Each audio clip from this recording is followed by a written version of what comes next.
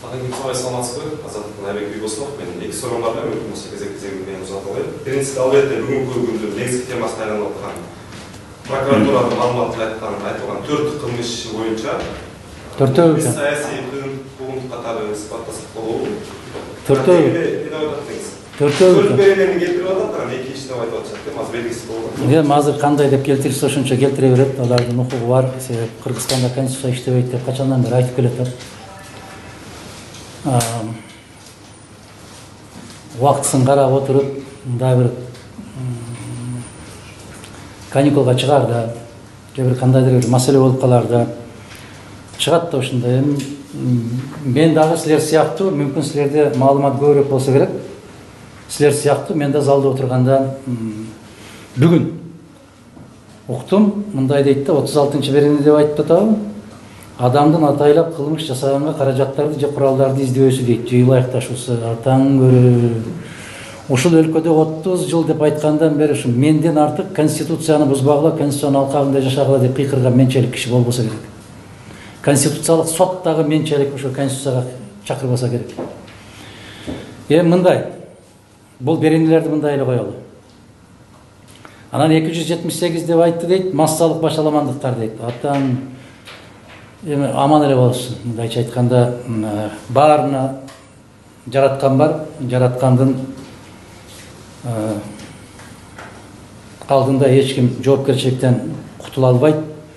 Мен сурабадымбы жана эмне деген доомат коюп атат? Абаны көп жутуп коюп атамбы? Же суу көп ичип атамбы? Же Бишкектин көчөлөрүндө көбүрөөк жөө басып коюп атамбы? Эмне деген дооматы бар? Деген дооматка мына ушуларды келтириштир. Бийликти күч менен басып алуу деп мен канча жолу айтам айланайын. Эшигиңди ачып койсо дагы сүйрөсөң да кирбейт. Өздөрү айтып атпайбы? Мадумаровго канча сунуш кылдык, такыр болбой атат деп. Анан кантип анан бийликти күч менен басып алуу? Чакырса барбаган жерге мен күч колдонуп барам. Бийликтен аша чабуу деп 338, менде кайсы бийлик бар экенин силер айтып берсеңер, мен ошол менен колдонойм.